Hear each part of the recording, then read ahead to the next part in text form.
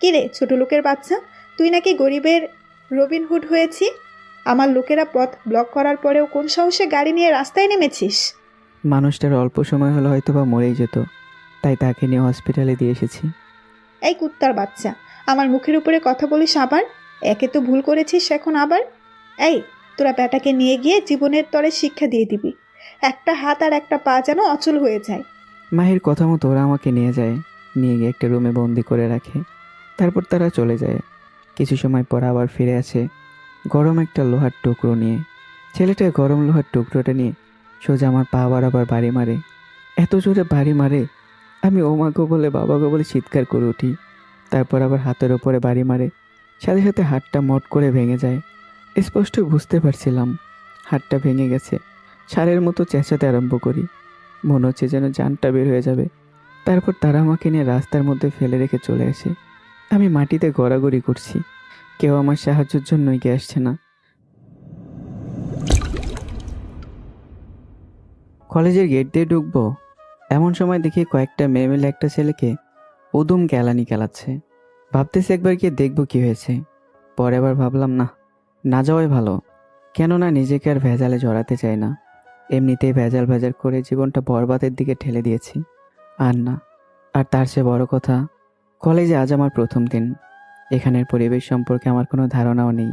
তাই চুপচাপ মাথা নিচু করে চলে যেতে নিলে হঠাৎ পেছন থেকে একটা মেয়ে ডাক দেয়। জি, আমাকে বলছেন? এই ছেলে, ভাব নিচ্ছিস মনে হয়। এইখানে তুই ছাড়া আর কে আছে যে তাকে ডাকতে যাব? ও, আসলে বুঝতে পারিনি।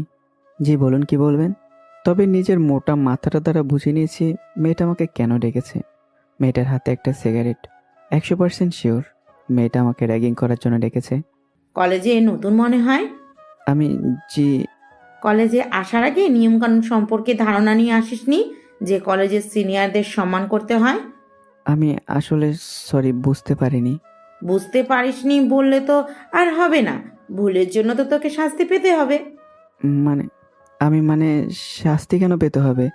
আমি তো আগে থেকে অবগত না কলেজ সম্পর্কে, তা না হলে তো সালাম দিতাম।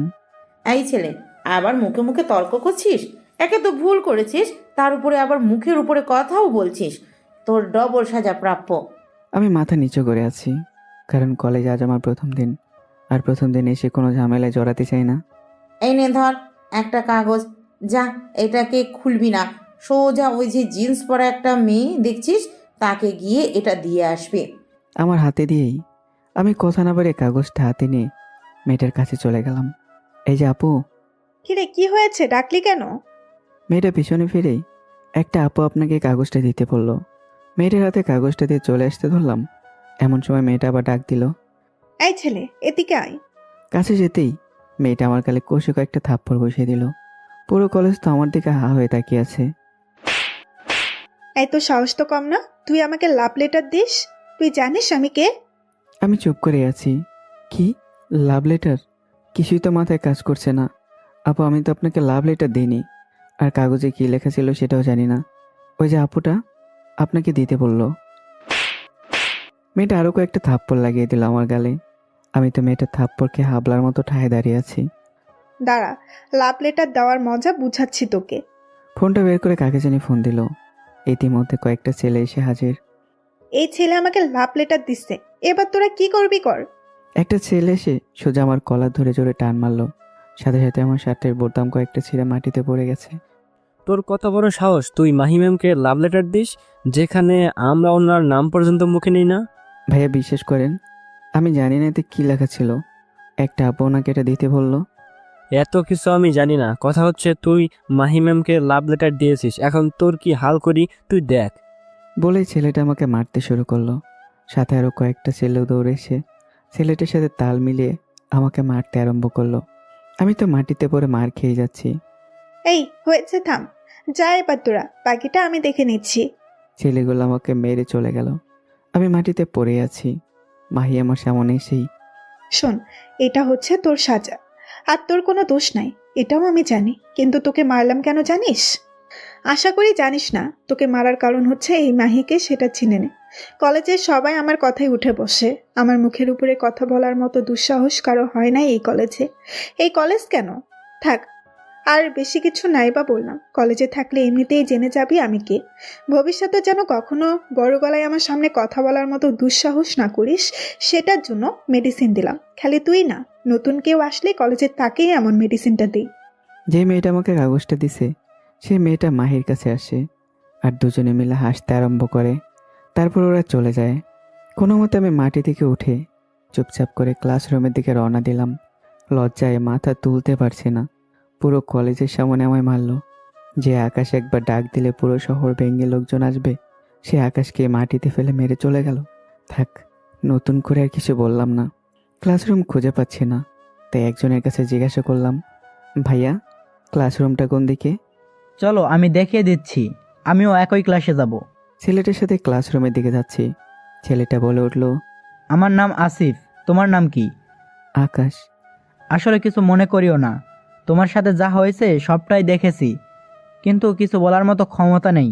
কারণ যেই মেয়েটা তোমাকে মেরেছে সেই মেয়েটা এই শহরের মাফিয়ার গ্যাং লিডার। শুনতে একটু অন্যরকম লাগবে যে মেয়ে হয়ে মাফিয়ার লিডার কি করে হয়, কিন্তু এটাই সত্য। খুব ডেঞ্জারাস মেয়েটা, ওর সাথে কথা বলতে ভালো ভালো মানুষেরও প্যান্ট ভিজে যায়। হ্যাঁ, এমন দেখেছি অনেক মাফিয়া টাফিয়া। এমন কয়েক শতাধিক মাফিয়া আমার পায়ের নিচে পড়ে থাকে। দুনিয়াটা কেমন সেটা পরিদর্শন করতে বের হয়েছি। কে পাওয়ারের কেমন অপব্যবহার করে সেটা দেখতে বের হয়েছি। তারপর দুজনে মিলে ক্লাসে চলে গেলাম। আমি অনার্স 3য় বর্ষের ছাত্র। মানুষের কোলাহল থেকে একটা নিরিবিলি জায়গায় এসেছি, যাতে করে পড়ালেখাটা ভালোভাবে শেষ করতে পারি। বাবা মারা যাওয়ার আগে শেষে একটা ওয়াদা করে গিয়েছিলেন যে পড়ালেখা করে যেন মানুষের মতো মানুষ হই। সেই লক্ষ্য নিয়ে নতুন কলেজ এসেছি, পুরান কলেজ ফেলে। কারণ সেখানে আমার পড়ালেখা কোনোদিনও হতো না। কারণ পরিবেশটা অন্যরকম, সর্বদা দাঙ্গা ফাসাদ এসব নিয়ে পড়ে থাকে সকলে। তাই এই শহরে চলে এসেছি। কিন্তু শহরের মানুষগুলো যে একই রকম সেটা আর বুঝতে বাকি নেই। ক্লাসরুমে ঢুকে চুপচাপ বসে আছি। স্যার এখনও আসেনি। সবাই আমার দিকে বাঁকা চোখে কেমন করে যেন দেখছে। কারণ একটু আগে যে ধোলাই খেয়ে এসেছি। আমার পাশে আসিফ বসলো। এই আকাশ, মন খারাপ করিও না, সবাই তোমার দিকে যেমন করেই তাকাক না কেন, আমি তোমাকে বন্ধুর চোখেই দেখব। Thank you. একটু পর স্যার ক্লাসে এসেছি। শুনলাম আজ মাহি নাকি নতুন কাউকে র্যাগিং করেছে আর তাকে নাজালভাবে মেরেছেও। সে কে? সবাই আমার দিকে আঙ্গুল দিয়ে দেখিয়ে দিল। আমি মাথা নিচু করে তাকিয়ে আছি। তোমার নাম কি? আমার নাম আকাশ। থাক, বাবা যা হয়েছে হয়েছে, বাদ দাও। মাহিকে দমানোর মতো ক্ষমতা এই কলেজে কারণ নাই। এই কলেজে কেন, পুরো শহরের কারণ নাই। আর তুমি ওর থেকে একটু দূরে দূরে থেকো। এমন সময় মাহি ক্লাসে ঢোকে পুরো গ্যাং নিয়ে। তার মধ্যে কাগজ দেওয়া মেয়েটাও আছে। কি স্যার, আমার নামে গুনগান গাওয়া হচ্ছে নাকি? স্যার ভয়ে চুপ করে আছে। গুনগানই যাতে হয়, বদনাম করলে শরীর থেকে মাথাটা আলাদা করে ফেলবো। তারপর সবাই ক্লাসে বসলো। আমি মনে মনে ভাবি, কি রে, কাগজ দেওয়া মেয়েটা না বলেছিল মেয়েটা সিনিয়র, তাহলে আমাদের ক্লাসে কি করে? ধুর, মাথায় কাজ করছে না। স্যার ক্লাস থেকে বের হন, আজ ক্লাস করতে হবে না। স্যার মাহির এক কথায় ভয় বেরিয়ে গেল। আমি আর সাজ্জাদ চুপচাপ বসে আছি। মাহি ওর পুরো গ্যাং ক্লাসটাকে মাথায় তুলে ফেলেছে। এমন সময় প্রিন্সিপাল আসে। মাহি, আজ নাকি স্যারকে ক্লাস করতে মানা করেছো? হ্যাঁ, মানা করেছি তো। গুরুত্বপূর্ণ ক্লাসগুলো এইভাবে অবহেলা করলে পরীক্ষায় পাশ করবে কিভাবে? এই টাকলা, তুই এত কথা বলছিস কোন সাহসে রে? প্রিন্সিপাল স্যারও ভয়ে চলে যায়। মাহির আবার হয়ে উঠল শুরু করে ক্লাসে। ছাত্রদেরকে সম্মান করে না ভালো কথা, কিন্তু একটা কলেজের প্রিন্সিপালের সাথে এরকম আচরণ কিভাবে করতে পারলো? আমি মনে মনে ভাবি, না, আমারও সে আগের রূপে ফিরে যেতে হবে। রক্তের বন্যা না ঝরালে এসব মানুষকে কখনোই শিক্ষা দিতে পারবো না, যারা পাওয়ারের অপব্যবহার করে। আমি চুপচাপ ক্লাসে বসে আছি। একটু পর মাহি আমার কাছে আসে। কিরে, এখন কেমন ফিল হচ্ছে তোর? মার খেয়ে তোর অনুভূতিটা কেমন? সবাই হাসাহাসি করছে। আমি চুপচাপ বসে আছি। এখন লাউড হওয়া যাবে না, কয়েকটা দিন যাক, তারপর মাফিয়া সেটাকে দেখে নেব। কিরে, কথা বলছিস না কেন? আবার মাওয়ার ইচ্ছা আছে নাকি? আমি আমার মতো চুপ করে আছি। প্লিজ তোমরা ওকে ছেড়ে দাও, ওর সাথে আর কিছু করিও না, বেচারা আজ প্রথম এসেই মার খেলো। এই ছাগলের 4 নাম্বার বাচ্চা, তোর মুখে দেখে বুলি ফুটেছে। তোরও কি মার খাওয়ার শখ নাকি, যে অর হয়ে ওকালতি করছিস? আসিফ ভয়ে চুপ হয়ে গেল। আমাকে যে কাগজ দিয়েছিল সেই মেয়েটা। আরে মাহি ছাড় তো, বাদ দে। যা, মার খেয়েছে, এরপর কখনো তোর সামনে কথা বলার মতো দুঃসাহস করবে না। এলিনা, তুই ঠিক বলেছিস। যে কাগজ দিয়েছিল ওই মেয়েটার নাম এলিনা। তারপর ওরা ক্লাসরুম থেকে বের হয়ে যায়, আর আমি আর আসিফ আমরাও ক্লাসরুম থেকে বের হয়ে আসি, কারণ আজ আর ক্লাস হবে না। মাহি একবার বলে দিয়েছে, এরপর আর কারো ক্ষমতা নেই যে মাহির কথার অবজ্ঞা করে ক্লাস করাবে। চলো আমরা ওই দিকটায় গিয়ে বসি। আচ্ছা চলো। আসিফ আর আমি একটা নিরিবিলি জায়গায় বসে আছি। এমন সময় একটা মেয়ে আসে। মেয়েটার নাম নাফিসা। মেয়েটা আসিফের বন্ধু। আসিফ আমার সাথে মেয়েটার পরিচয় করিয়ে দিল। বাহ, ভালোই লাগছে, প্রথম দিন এসে দুজন বন্ধু বানিয়ে ফেললাম। আচ্ছা আকাশ, তোমার বাসা কোথায়? তুমি কোথায় থাকো? আর তোমার বাসায় কে কে আছে? আসলে আমার বাসা চট্টগ্রামে, তবে শহরে একটা বাসা ভাড়া করে থাকি। আর আমার বাসায় কে কে আছে বলতে, মা, ছোট বোন আর আমি। বাবা মারা গেছে বেশ কিছু বছর আগে। ও সরি। আরে সরি বলার কিছু নেই। আর আমরা তো ফ্রেন্ড নাকি, ফ্রেন্ডদের মধ্যে সরি টরি এসব চলে না। ফ্রেন্ড, তবে পুরোপুরি না। একটা জিনিসের কমতি আছে, সেটা হচ্ছে তুমি করে বলা, যেটা ফ্রেন্ডশিপে চলে না তুই ছাড়া। আচ্ছা তুই করেই বলবো। আচ্ছা আকাশ, মাহি মিটাজ তোকে এভাবে মারলো, তুই কোনো প্রতিবাদ করলি না কেন? কিভাবে করব বল, সে নাকি মাফিয়া টিমের লিডার। ওর কথায় পুরো শহর কাঁপে। এত কিছুর পর কিভাবে প্রতিবাদ করব বল। আর তার থেকে বড় কথা, কলেজে নতুন এসেছি, আজই মাত্র এলাম, কিভাবে কি করব। বেশ কিছু সময় আড্ডা দিয়ে বাসায় চলে আসলাম। ফ্রেশ হয়ে খাবারটা খেয়ে মাত্র বিছানায় পেটটা লাগিয়েছি। এমন সময় ছোট ভাই নাসিম ফোন করে বলে, ভাই একটু আগে নাকি মাফিয়ার ছেলেরা শহরে এসে কয়েকটা ছেলেকে বেধড়মভাবে মেরে, যেখানে নাসিমের ছোট ভাই ছিল, মেরে সব কয়টাকে তারা সাথে করে নিয়ে গেছে। আমি বললাম, ধুর, যত চাই এই সব থেকে নিজেকে দূরে রাখবো, ততই আরও সেই দিকে ইনভলভ হচ্ছি। আচ্ছা যা, টেনশন করিস না, রাতের মধ্যে তোর ভাই কোরা ছেড়ে দেবে। ফোন কেটে ইয়াসিনকে ফোন দিলাম। ইয়াসিন ক্রুকোড 11, যেটা নাসির ভাইয়ের সাথে কথা বলার পরবর্তী কোড, যেটা আমি আর উনি ছাড়া কেউ জানে না। তুই ফোন দিয়ে বল, শহরের মাফিয়ার ছেলেরা নাকি নাসিমের ছোট ভাইকে ধরে নিয়ে গেছে, তাদেরকে যেন ছাড়িয়ে নিয়ে আসে। না হয় আমার মাথা যদি গরম হয়, শহরে কোনো মাফিয়া থাকবে না। আচ্ছা ভাই, আমি এখনই নাসির ভাইকে বলতেছি। নাসিরের কথায় পুরো শহরের মাফিয়ারা কাজ করে, আমার মাথায় কাজ করতেছে না। মাফিয়া মাফিয়া বলে যে এত লাফালাফি করতেছে, এই মাফিয়ার আসল বসকে তারা যদি জানতো, তাহলে জায়গায় মলমূত্র ত্যাগ করতো। সামান্য একটা শহরের লিডার হয়ে এত পাওয়ার দেখাচ্ছে, তাহলে যে মাফিয়ার জন্ম দিয়েছে তারপর কতটা হওয়া দরকার। আমি একটু রেস্ট নিয়ে বিকেলবেলা হাঁটতে বের হই। এমন সময় দেখে কয়েকজন মানুষ আর পুলিশ মিলে রাস্তাঘাট অফ করে দিচ্ছে, কারণ মাফিয়ার লিডার নাকি এই পথ ধরে যাবে। এখন কে যাবে সেটা তো আর আপনাদের বলতে হবে না, মাহি যাবে এখন।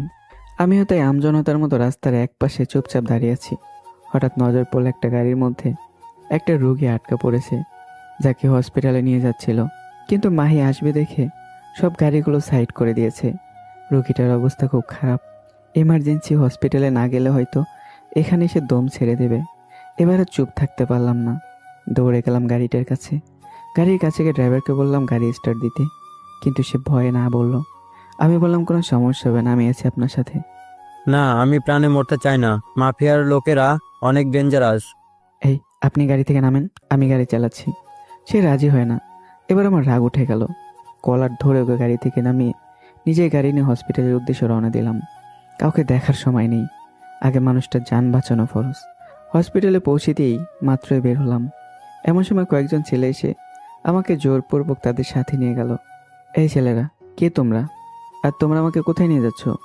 চুপ করে থাক, একদম বেশি বাড়াবাড়ি করবি না, সোজা শরীর থেকে মাথা আলাদা করে ফেলবো। আমি চুপ করে তাদের সাথে গেলাম। তারা আমাকে মাহির কাছে নিয়ে গেল। মাহি আমাকে দেখেই, কি রে ছোট লোকের বাচ্চা, তুই নাকি গরিবের রবিনহুড হয়েছি? আমার লোকেরা পথ ব্লক করার পরেও কোন সাহসে গাড়ি নিয়ে রাস্তায় নেমেছিস? মানুষটার অল্প সময় হলে হয়তো বা মরেই যেত, তাই তাকে নিয়ে হসপিটালে দিয়ে এসেছি। এই কুত্তার বাচ্চা, আমার মুখের উপরে কথা বলিস আবার? একে তো ভুল করেছিস, এখন আবার? এই, তোরা ব্যাটাকে নিয়ে গিয়ে জীবনের তরে শিক্ষা দিয়ে দিবি। একটা হাত আর একটা পা যেন অচল হয়ে যায়। মাহির কথা মতো ওরা আমাকে নিয়ে যায়, নিয়ে গিয়ে একটা রুমে বন্দি করে রাখে। তারপর তারা চলে যায়। কিছু সময় পর আবার ফিরে আসে গরম একটা লোহার টুকরো নিয়ে। ছেলেটা গরম লোহার টুকরোটা নিয়ে সোজা আমার পা বরাবর বাড়ি মারে। এত জোরে বাড়ি মারে আমি ও মা গো বলে বাবা গো বলে চিৎকার করে উঠি। তারপর আবার হাতের ওপরে বাড়ি মারে, সাথে সাথে হাতটা মট করে ভেঙে যায়। স্পষ্ট বুঝতে পারছিলাম হাতটা ভেঙে গেছে। সারের মতো চেঁচাতে আরম্ভ করি, মনে হচ্ছে যেন জানটা বের হয়ে যাবে। তারপর তারা আমাকে নিয়ে রাস্তার মধ্যে ফেলে রেখে চলে আসে। আমি মাটিতে গড়াগড়ি করছি, কেউ আমার সাহায্যের জন্য এগিয়ে আসছে না। কিছু সময় পর একটা বয়স্ক লোক এগিয়ে আসে। তারপর উনি আমাকে হাসপাতালে নিয়ে যায়।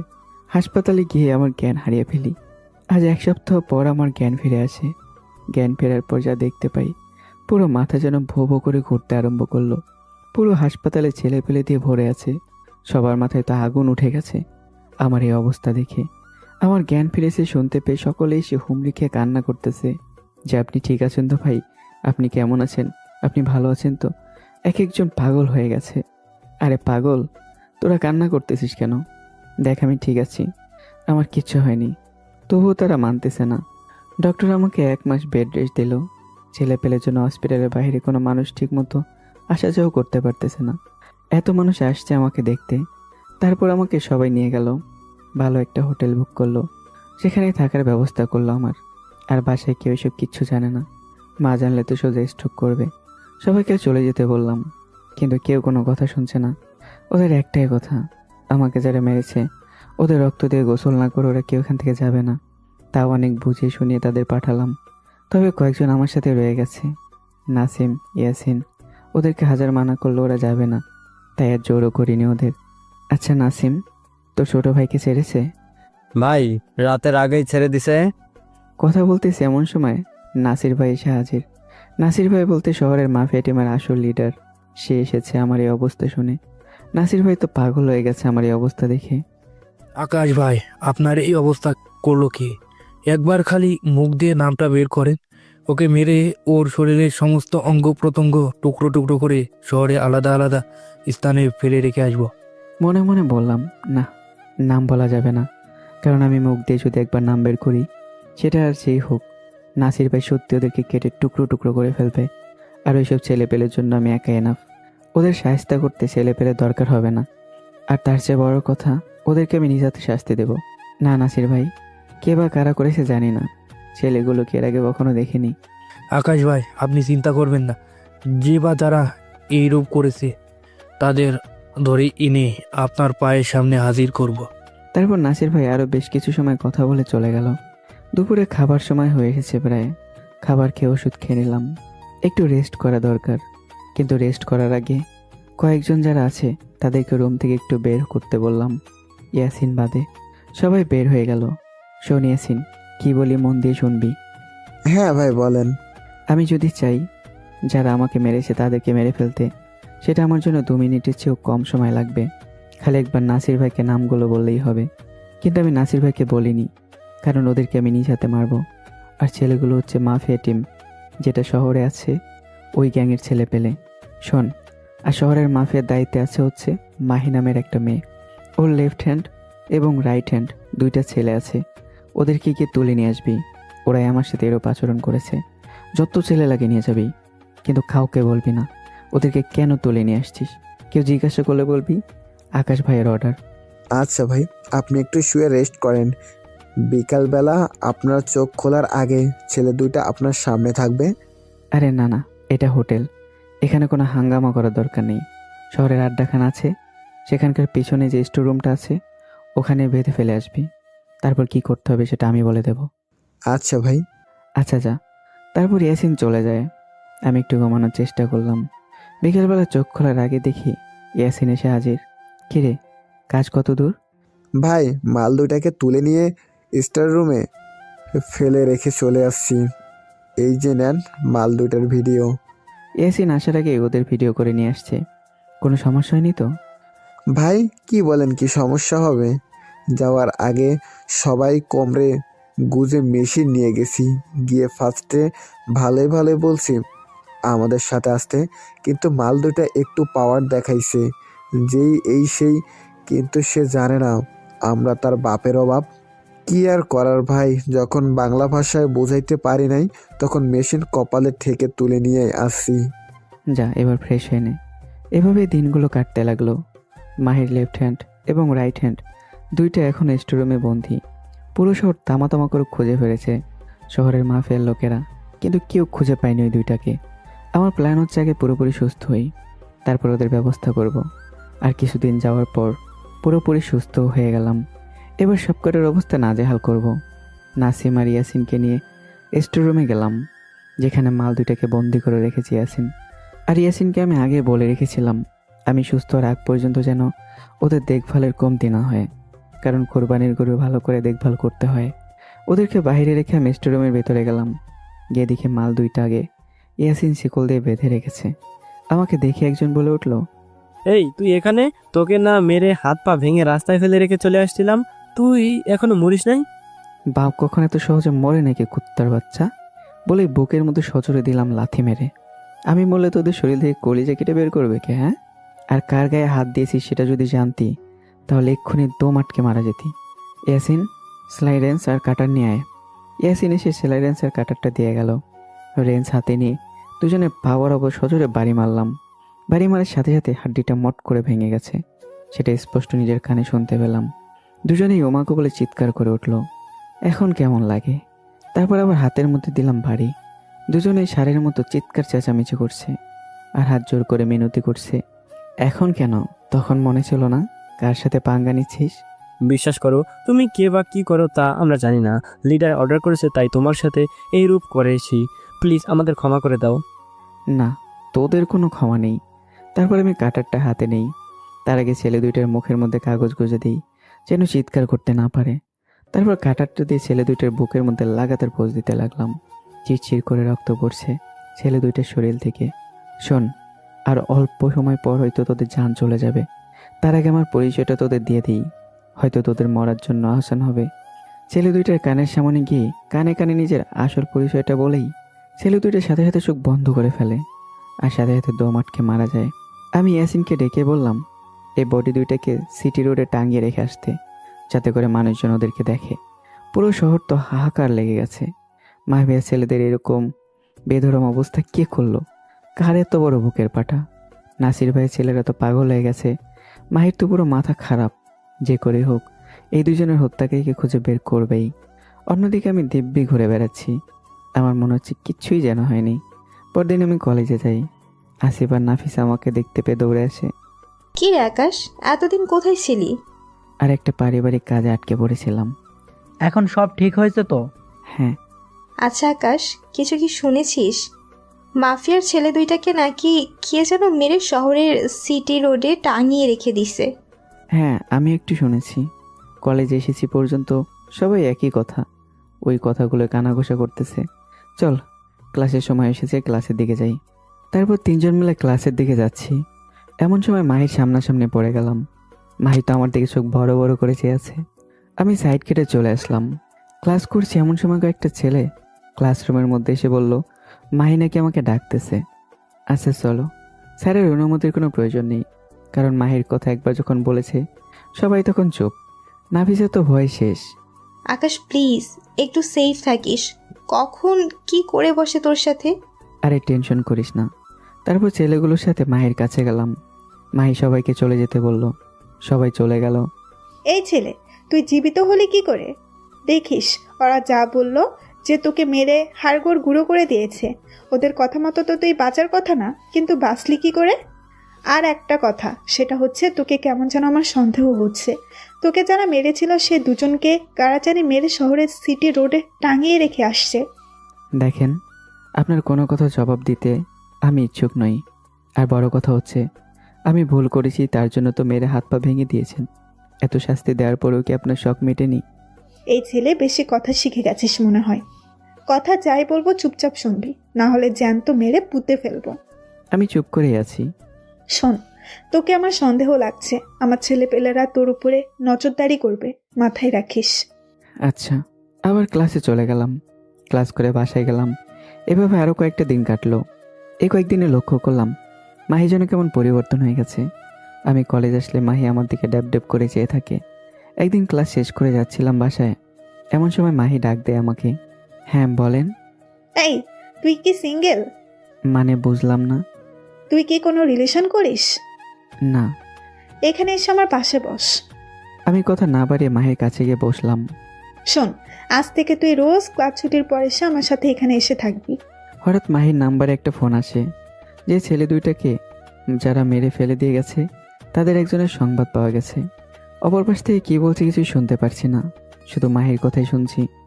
ওকে, যে করেই হোক আটকে আমার সামনে নিয়ে আয়। ফোনের অপর পাশ থেকে, খবর পেয়েছি আজ নাকি সে রাতের বেলায় চৌরাস্তার মোড়ে কোনো একটা কাজে যাবে, সেখান থেকে তুলে নিয়ে আসবা। আচ্ছা মাহি ফোন রেখে দিয়ে, বেটা, এবার যাবি কই? আমার ছেলেদেরকে মারা এবার বুঝাবো। আজ রাতেই তোর খেল খতম। মাহির অল্প কথা শুনে বুঝে গেলাম ইয়াসিনের নাম জেনে গেছে। আজ রাতে ইয়াসিন করে কিছু একটা করবে। এই, এবার তুই বাসায় যা, আমার কাজ আছে।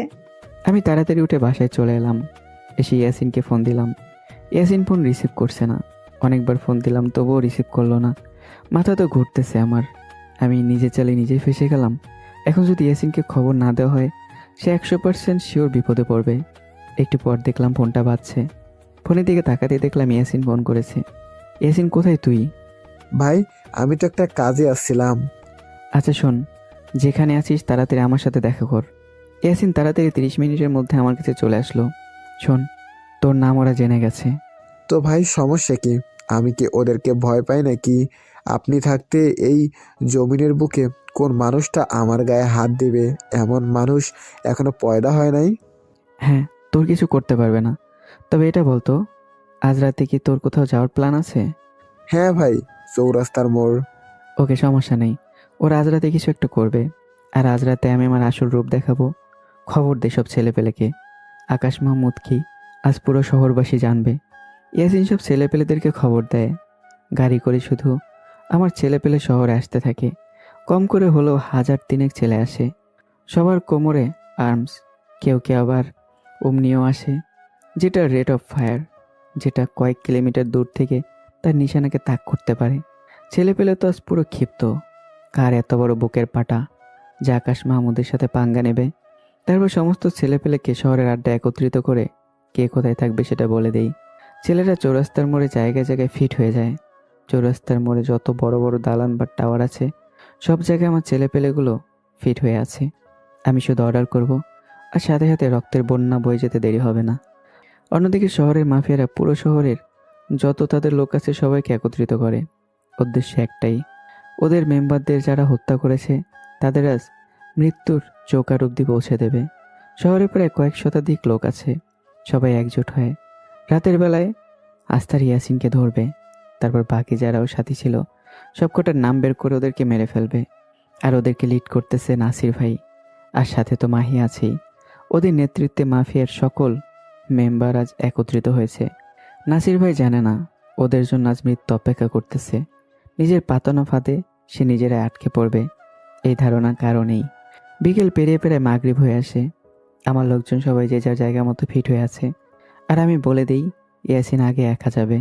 মাফিয়ার ক্রুরা সবাই অপেক্ষা করতেছে কখন বলির পাঠাটা আসবে। একটু পর প্ল্যান মোতাবেক ইয়াসিন চৌরাস্তার মোড়ে যায়। সাথে সাথে মাফিয়ার ছেলেপেলেরা ইয়াসিনকে চারপাশ থেকে ঘিরে ফেলে। সবার হাতে চাপাটি, বড় বড় রামদা। ইয়াসিনকে আজ টুকরো টুকরো করে ফেলবে। নাসির ভাইয়ের মাহি একটা গাড়িতে বসে আছে। ছেলেপেলে দৌড়ে যায় ইয়াসিনকে মারার জন্য, কিন্তু যারা যারা দৌড়ে যায় সবকটার মাথার খুলি ছিন্ন ভিন্ন হয়ে মাটিতে লাশ হয়ে পড়ে যায়। রেট অফ ফায়ার দিয়ে মাথার খুলি ছিদ্র করে ফেলেছে আমার ছেলেরা। মাফিয়ার সবাই তো ভয় পেয়ে যায়, কেউ বলতে পারে না কি ঘটছে। এবার ইয়াসিনের সাথে ওর দলের 10-15 জন গিয়ে দাঁড়ায়। মাফিয়ার ছেলেপেলে আরও এক জায়গায় এগিয়ে আসে মারার জন্য। ওই 10-15 জন মিলে প্রায় শতখানিক মাফিয়ার ক্রুকে মেরে জায়গার মধ্যে তুলোধুনো বানিয়ে ফেলে। এবার একত্রে সমস্ত মাফিয়ার ক্রুরা ওই 10-15 জনের উপরে ঝাঁপিয়ে পড়ে। 10-15 জন মিলে একজনের সাথে কখনো পেরে ওঠা সম্ভব নয়। মাফিয়ার লোকেরা ওদেরকে মারতে শুরু করে। এমন সময় নাসির ভাইয়ের মাহি গাড়ি থেকে নেমে আসে। অন্ধকার দেখে কাউকে তেমন চেনা যাচ্ছে না। না হয় নাসির ভাই ইয়াসিনকে দেখেই চিনে ফেলতো। নাসির ভাই ইয়াসিনের বুকের মধ্যে সজোর একটা লাথি মারে আর কুত্তার বাচ্চা বলে গালি দেয়, যে আমার ছেলেপেলের গায়ে হাত দিস, তোদের বুক থেকে আজ কলিজা ছিঁড়ে বের করব। এই সব কাটাকে গাড়িতে তুলে নিয়ে আয়। নাসির ভাইয়ের মাহি গাড়িতে উঠতে যাবে, এমন সময় সামনের দিকে তাকিয়ে দেখে কয়েক হাজার ছেলেপেলে বড় বড় আর্মস হাতে নিয়ে দাঁড়িয়ে আছে। নাসির ভাইয়ের এটা দেখে তো পাকাপাকাবি শুরু হয়ে যায়। তারা মাত্র সংখ্যায় কয়েক শতাধিক, আর যারা এত বড় বড় আর্মস নিয়ে দাঁড়িয়ে আছে ওরা সংখ্যায় কয়েক হাজার। আমার ছেলেপেলেরা মাফিয়ার পুরো টিমকে চতুর্দিক থেকে ঘেরাও করে ফেলে আর ওরা ধরা গুলি ছুটতে শুরু করে। মিনিটের মধ্যেই মাফিয়ার শতাধিক লোক মারা যায়। এমন সময় আমি সামনের দিকে এগিয়ে যাই। নাসির ভাইয়ের মাহি ভয়ে মাটিতে জড়সড় হয়ে বসে পড়ে। পুরো শহর যেন নিস্তব্ধ হয়ে গেছে। বাইরে গোলাবর্ষণ হচ্ছে দেখে সবাই নিজের নিজের ঘরের দরজা বন্ধ করে চুপচাপ ঘরের মধ্যে বসে আছে। কয়েকশো মাফিয়ার লোক শুধু এখন জীবিত আছে। সবাই নিজের প্রাণ বাঁচানোর ভয়ে উপরওয়ালার কাছে প্রার্থনা করতে আরম্ভ করেছে। আমি অনেক আগে লক্ষ্য করছি এখানে নাসির ভাই আছে, তাই আমি তার দিকে এগিয়ে যাই। কোত্থেকে যেন এক ফোঁটা আলোক রশ্মি এসে আমার মুখের উপর পড়ে। মাহি তো আমাকে দেখে তাজ্জব বনে যায়, আর নাসির ভাই চোখ বড় বড় করে আমার দিকে তাকিয়ে আছে। আমার ছেলেপেলেরও তো প্রচণ্ড রকমের ক্ষিপ্ত হয়ে গেছে, সব কয়টাকে এখানে মেরে ফেলবে বলে। নাসির ভাই দৌড়ে এসে আমার পায়ে পড়ে যায়। আকাশ ভাই, আপনি আমাকে মাফ করে দেন, বিশ্বাস করেন আমি জানতাম না ছেলেগুলো আপনার ছেলেপেলে ছিল, না হয় কখনোই এখানে আসতাম না। মাফিয়ার লোকেরা সব হা হয়ে তার লিডারের দিকে তাকিয়ে আছে যে কি করছে ওদের লিডার, আর কেই ভাই লোকটা। মাহি তো রীতিমতো একটার পর একটা অবাক হচ্ছে। আরে নাসির ভাই, কি করছেন? কি পা ছাড়েন, আপনি আমার বয়সে অনেক বড় ভাই। না ভাই, আমি আপনার পা ছাড়বো না, আপনি আগে বলেন আমায় মাফ করে দিয়েছেন। ভাই প্লিজ পাটা ছাড়েন ভাই, আপনার উপরে কোনো রাগ নেই আমার, যে মাফ করার মতো কোনো কিছু থাকবে। ওঠেন আবার। নাসির ভাই আমাকে জড়িয়ে ধরে কান্না করে দেয়। নাসির ভাই, তবে একটা জিনিস, সেটা হচ্ছে শহরের মাফিয়ার ক্রোরা এতটা বাজে আর এতটা নিকৃষ্ট যার কোনো তুলনা হয় না। পাওয়ারের অপব্যবহার কাকে বলে সেটা শহরের মাফিয়াদের না দেখলে বুঝতেই পারতাম না। ভাই শহরের মাফিয়ারা পুরো মাফিয়া টিমের নামটাই ডুবিয়ে দিল। আর আমি ওই দিন আপনাকে ইচ্ছে করেই ওদের হুদিয়া বলিনি, কারণ আমি দেখতে চেয়েছিলাম শহরের মাফিয়াদের কার্যকলাপ। ভাই আপনার কাছে আমি হাত জোর করে ক্ষমা চাচ্ছি, এমন ধরনের ভুল আর কখনো হবে না। তারপর নাসির ভাই মাহির কাছে যায় আর ওর গালে কয়েকটা কষে থাপ্পড় বসিয়ে দেয়। এই মেয়ে, তুই জানিস এই আকাশ মাহমুদকে কার সাথে পাঙ্গা নিয়েছিস তুই? হ্যাঁ, মাহি চুপ করে আছে। আজ যদি আমি না থাকতাম, তোরা আজ এখান থেকে কেউ জীবিত ঘরে ফিরতে পারতি না। তোরা যেই মাফিয়ার পাওয়ারে নিয়ে চলিস, এই সেই আকাশ মাহমুদ যে পুরো আন্ডারওয়ার্ল্ডের মাফিয়ার বস, যার উপরে কোনো মাফিয়ার বস নাই, তার এই তৈরি করা এই মাফিয়া গ্যাং, আর আজ তোরা তার সাথে পাঙ্গা নিয়ে বসেছিস। সবাইকে উদ্দেশ্য করে বলে, দেখ চারিদিকে তাকে এক ডাকে দিয়েছে, হাজার হাজার মাফিয়ার ছেলেপেলে এসে একত্রিত হয়েছে। মাফিয়ার লিডার হওয়ার পরেও তার কোনো বড়াই নাই, কিন্তু তোদের এত পার আসলো কোথা থেকে? সবাই তো এই কথা শোনার পর মাথায় হাত দিয়ে ফেলে। মাহি তো মনে হয় এক্ষুনি মাটি ছেদ করে জমিনে ঢুকে যাবে এমন কথা শোনার পর।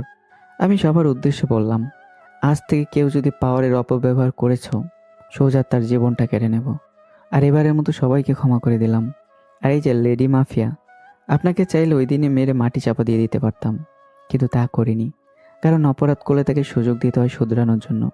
আমিও তাই করলাম। পরবর্তীতে এমন কিছু চোখে পড়লে সোজা মেরে বালি চাপা দিয়ে দেব।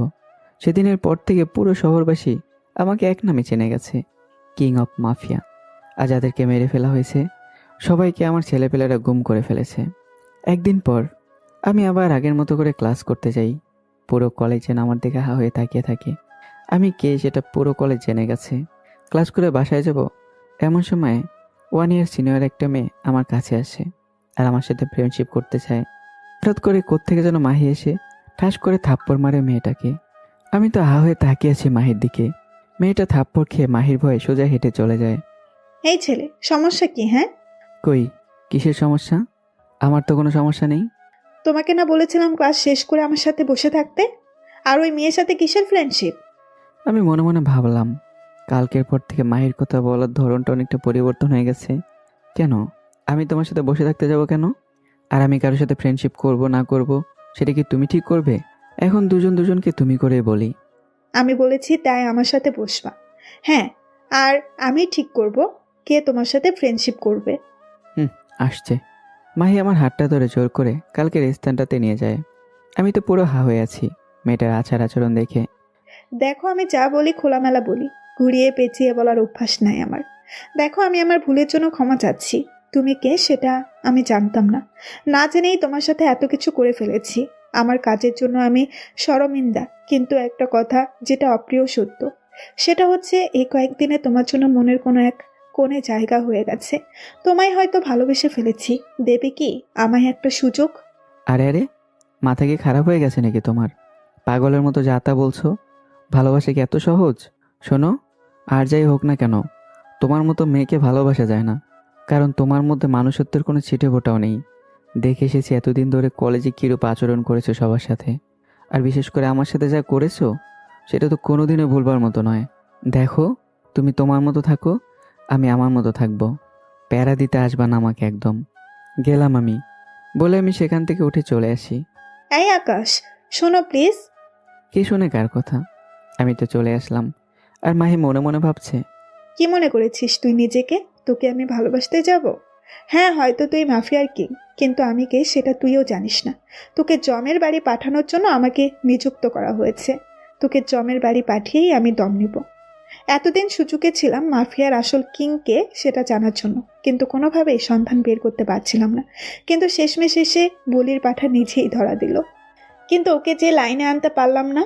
না, যে করেই হোক ভালোবাসার মায়াজালে ওকে ফাঁসাতে হবে। অন্যদিকে আমি তো মাহিকে প্রথম দেখাতে আমার মনে ধরে গেছে, কিন্তু তোমার দুষ্কর্মের জন্য মনের মধ্যে তোমাকে নিয়ে একটা ঘৃণা কাজও করে। না হয় তোমাকে কখনো ফিরিয়ে দিতাম না। আর আমি না, তোমাকে কেউই ফিরিয়ে দেবে না। কারণ তোমার মতো সুন্দরী মেয়েকে যে ফিরিয়ে দেবে সে নেহাত বোকামি করবে। তারপর আমি বাসায় চলে যাই। একটু পর বাড়ির মালিক এসে ভাড়া ফ্রি করে দেয়, কারণ আমাকে চেনে না। এই শহরে এমন কোনো লোক নেই, অন্তত না চিনলেও আমার নাম সবার ধারে কাছে পৌঁছে গেছে। বাসায় গিয়ে খেয়ে দিয়ে একটু রেস্ট নেই। বিকেলবেলা ঘুম থেকে উঠে আসিফকে ফোন দেই, কিন্তু আসিফ ফোন রিসিভ করে না। তাই নাফিসাকে ফোন দেই, তাই আসিফের কী হয়েছে জানার জন্য। দেখ আকাশ, আমরা তোর আসল পরিচয় জানতাম না। যখন থেকে জানতে পেরেছি তখন থেকে মনের মধ্যে একটা ভয় কাজ করে। তোর সাথে চলাফেরা করলে যদি কখনো কোনো ভুল হয় তাহলে তুই আমাদের খবর করে ছেড়ে দিবি। সেই ভয়ে আসিফ আর আমি আজ কলেজে যাইনি। আরে নাফিসা, তুই কি পাগল হয়ে গেছিস? আর আমাকে কি তোর ওই মাহির মতোই রূপ মনে হয়? শোন, আমি আমার মতো, অন্যের মতো আমাকে মনে করিস না। আমার যদি পাওয়ার দেখাতে হতো তাহলে অনেক আগেই দেখাতাম। আমার কাছে এইসবের থেকে বন্ধুত্ব অনেক ঊর্ধ্বে। ক্ষমা করিস রে, আমরা আরও কত কি ভেবে নিয়েছি। তো চল কোত্থেকে ঘুরে আসি। আসিফকে ফোন দে। আচ্ছা ওয়েট, আমি ওরে বলতেছি, ওর অন্য একটা নাম্বার আছে। তারপর তিনজন প্ল্যান করে ঘুরতে বের হই। একটা পার্কে বসে আছি তিনজনে। হঠাৎ দূরে একটা জায়গায় নজর পড়ল। একটা ছেলেকে কয়েকজন মিলে খুব মারছে। ছেলেটা বাঁচাও বাঁচাও বলে চিৎকার করছে, কিন্তু কেউ সাহায্যের জন্য এগিয়ে যাচ্ছে না। সবাই পাশে দাঁড়িয়ে দেখছে। কি করব বুঝে উঠতে পারছি না। ছেলেটাকে বাঁচাতে যাব নাকি এখানে বসে থাকবো? না, ছেলেটাকে বাঁচানো প্রয়োজন। আসিফ, তোরা থাক, আমি দেখছি কি হয়েছে। আচ্ছা, কিন্তু দোস্ত ভেজাল করিস না। তারপর আমি সেখানে গিয়ে জিজ্ঞাসা করলাম, এই তোমরা ছেলেটাকে এভাবে মারছো কেন? ছেলেগুলো থেকে একজন বলল, এই তোর কেন লাগে রে? এখানে এত মানুষ থাকতে কেউ কোনো কথা বলতেছে না, তুই কেন প্যাঁ প্যাঁ করতেছিস? যা গিয়ে নিজের কাজ কর। না গেলে কি করবি? ছেলে একটা আমার কাছে এসে কোমর থেকে মেশিন বের করে আমার কপালে ধরে। এই বেশি জবান এসে গেছে মনে হয়, সোজা বাংলা কানে যায় না। শোন, এইসব মেশিন নিয়ে ছেলে খেলা অনেক পুরনো। আকাশ মাহমুদ এইসব এক যুগ আগেই ছেড়ে দিছে। আমার নাম শুনতে ছেলেটার সাথে সাথে আমার পায়ে পড়ে যায়। বাকি 2-3 জন যারা আছে ওরা সবাই তো অবাক। কি রে, ওর কি হইলো? ছেলেটাকে মারতে গিয়ে ওর পায়ে পড়ে গেল কেন? বাকি ছেলেগুলো আমার দিকে এগিয়ে আসে আর আমাকে বলে ক্ষমা করে দিতে। তারা বলে ভুল করে ফেলেছে। আমার নাম শুনেই এবার সবাই আমার পায়ে পড়ে গেল। ভাই, আমরা এমন ভুল আর কোনোদিন করব না। ক্ষমা আমার কাছে না, ওর কাছে গেছা, যাকে সবাই মিলে এতক্ষণ ধরে মারলি। তারপর ছেলেগুলো ওর কাছে ক্ষমা চেয়ে সবাই সেখান থেকে চলে গেল। বাহ আকাশ, তুই তো খুব ভালো একজন মানুষ। আসলে আমরা তোর আসল পরিচয় জানার পর তোকে যে রূপটা ভেবেছিলাম তার থেকে পুরাই ভিন্ন তুই। আসলেই দুনিয়াতে ভালো মানুষ আছে রে। আসিফ, একটু বেশি হয়ে যাচ্ছে কিন্তু। আচ্ছা আচ্ছা, সরি। আচ্ছা, তোদের তো একটা কথাই বলতে ভুলে গেছি। মাহি আজ আমাকে প্রপোজ করেছে। দুজনেই ভূত দেখার মতো আমার চেহারার দিকে হা হয়ে তাকিয়ে আছে। কি রে, কি হয়েছে? শোন আকাশ, ওই মেয়ের সাথে এইসবে একদম জড়াবি না। ওই মেয়ে আস্ত একটা ডাইনি। আরে পাগল নাকি? ওর সাথে আমি এইসবে জড়াবো? তবে মেয়েটা কিন্তু সেই রকমের সুন্দরী রে। তাহলে তুই গিয়ে ওর গলায় ঝুলে পড় না। সেদিনের মতো আড্ডা দিয়ে বাসায় চলে আসলাম। রাতে খাবার খেয়ে বিছানায় শুয়ে আছি। এমন সময় ইয়াসিনের ফোন রিসিভ করেই, হ্যাঁ কিরে? ভাই, দুবাইয়ের মাফিয়া যে আছে আলিবাবা তার নজর নাকি আমাদের দেশের উপরে। গোপন সূত্রে জানতে পারলাম সে নাকি আর কিছুদিনের মধ্যে আমাদের দেশটা নিজের কবলে করে নেবে। তার আসল উদ্দেশ্য আমাদের দেশকে নিজের কবলে করে নিয়ে সন্ত্রাস আর জঙ্গিবাদ তৈরি করবে। আর ইতিমধ্যে সে নাকি তার বিশেষ একটি টিম বাংলাদেশে পাঠিয়ে দিয়েছে, যারা নাকি তাদের কাজে কর্মে নিযুক্তও হয়ে গেছে। দেশের তথ্য কালেক্ট করছে তারা। কি বলিস কি? আচ্ছা দাঁড়া, আমি দেখছি। কারে তো বড় সাহস আমার দেশের উপর নজর দেয়, আমার দেশকে সন্ত্রাস আর জঙ্গিবাদ দিয়ে পরিপূর্ণ করতে চায়। সাথে সাথে আন্ডারওয়ার্ল্ডের ডন ইয়াসরিফকে ফোন দেই। हाँ आकाश भाई बोलो, कैसे याद किया मुझे? ভাই, স্মরণ সর্বদাই করি, কিন্তু কাজে কর্মে এতটাই ব্যস্ত থাকি যে কথা বলা হয়ে ওঠে না। ओ कोई बात नहीं, तो बोलो मुझे क्यों याद किया? ভাই, দুবাইয়ের ডন আলিবাবার নজরে নাকি আমার দেশের উপরে। ওকে বোঝান, না হয় ও আমার দেশের উপরে যদি কুনজর দেয়, ওর মস্তিষ্ক আমি শরীর থেকে আলাদা করে ফেলবো। आकाश भाई, वो कमीना हमसे भी बंधन टूट लिया, उसका अब हमसे कोई दास्ता नहीं है। लेकिन आकाश भाई, हम तुम्हारे साथ हैं। वो कमीने का नज़र तुम्हारे देश पे पड़ने नहीं दूंगा। जो भी मदद चाहिए मुझे बताना। আচ্ছা ভাই। তারপর কথা বলে ফোন রেখে দিই, কিন্তু তাও কেন যেন মাথা কাজ করছে না। শুধু একটা জিনিসের মাথায় ঘুরতেছে, ওর যে দলটা দেশে আসছে তারা যেন তথ্য নিয়ে দেশে ফিরতে না পারে। আমি একটা প্ল্যান বানাই কিভাবে ওদেরকে ধরবো। পরদিন সকাল উঠে রীতিমতো কলেজে যাই। নাফিসা, আসিফ ওরা আগে এসে পড়েছে। এমন সময় হঠাৎ করে কোত্থেকে যেন মাহি এসে আমাকে পেছন থেকে জড়িয়ে ধরে। আমার তো মাথায় রক্ত উঠে যায়। আমি মাহিকে সামনে ঘুরিয়ে ওর গালের মধ্যে কয়েকটা থাপ্পড় বসিয়ে দিই। মাহি তো বেকুবের মতো হা হয়ে আছে আমার থাপ্পড় খেয়ে। নাফিসা আর আসিফ চোখ বড় বড় করে তাকিয়ে আছে আমার দিকে। ভাবলো যে আমি এটা কী করলাম। এই মেয়ে, গতকাল মানা করেছি না আমি তোর সাথে রিলেশনে জড়াতে চাই না, তাও তুই কোন সাহসে আসিস আমায় জড়িয়ে ধরলি? আমি তো তোমায় ভালোবাসি, তাই জড়িয়ে ধরেছি আর কি। রাখ তোর ভালোবাসা। তোর মতো মেয়েকে ভালোবাসতে যাবে কে? সামন থেকে দূর হ আমার। আজ তো খালি থাপ্পড় দিলাম, পরের বার এমন ধরনের কিছু করলেই সোজা সব দাঁতগুলো ফেলে দেবো। তাই করো, তোমার যা করতে মন চায় আমার সাথে করো, কিন্তু প্লিজ আমায় ফিরিয়ে দিও না। কাল সারা রাত ঘুমাতে পারিনি, খালি তোমার কথাই মনে পড়েছে। দেখ মাহি, এটাই শেষবার। এরপর কিন্তু এমন কিছু করলে সত্যি খারাপ হবে। এই নাফিসা, তোরা চল তো, বলে ওদেরকে নিয়ে ক্লাসে চলে যাই। মাহি তো সেখানে থ হয়ে দাঁড়িয়ে আছে। কত বড় সাহস বেটা, তুই আমাকে মারলি, এর প্রতিশোধ আমি নিয়েই ছাড়বো। এমন সময় মাহির ফোনে একটা ফোন আসে। মাহি ফোনের দিকে তাকিয়েই থরথর করে কাঁপতে শুরু করে, তাও ভয়ে ভয়ে রিসিভ করে। কাজ কত দূর এগিয়েছে? আর কয়েকটা দিন সময় লাগবে, বেটাকে কোনোভাবেই লাইনে আনতে পারছি না। আমি জানতাম তোমাদেরকে দিয়ে কাজ হবে না, তোমার মতো মেয়ে এসব কাজের যোগ্য না। এখন যদি বস ফোন করে দেয় আমি কি জবাব দেব? তোমার উপরে ভরসা করাই আমার বোকামি হয়েছে। বস প্লিজ আর কয়টা দিন সময় দিন, আমার উপরে বিশ্বাস রাখেন। আমি যে করেই হোক ওকে নিজের করে এনে ওর অস্তিত্ব মুছে দিব। আমাদের কাছে সময় আছে আর মাত্র 21 দিন, মানে 3 সপ্তাহ। 21 দিন পর আমরা আমাদের কাজ ইস্তেজাম দেব। তার আগেই যা করার করো, না হয়তো তুমি জীবনের তরে প্রাণ হারাবে। না না স্যার, এর আগেই কাজ হয়ে যাবে। ফোন রেখে দেয়। মাহির তো মাথায় কাজ করছে না। এদিকে আমি গিয়ে বসে আছি। একটু পর স্যার ক্লাসে এসে লেকচার শুরু করে। আমি লক্ষ্য করি আমার ফোনটা বাজছে, কিন্তু স্যার থাকায় ফোনটা পিক করতে পারছি না। চুপচাপ বসে আছি। স্যার লেকচার দিয়ে চলে যাওয়ার পর পকেট থেকে ফোনটা বের করে দেখি ইয়াসিন ফোন দিয়েছিল। একটা মেসেজও পাঠিয়েছে।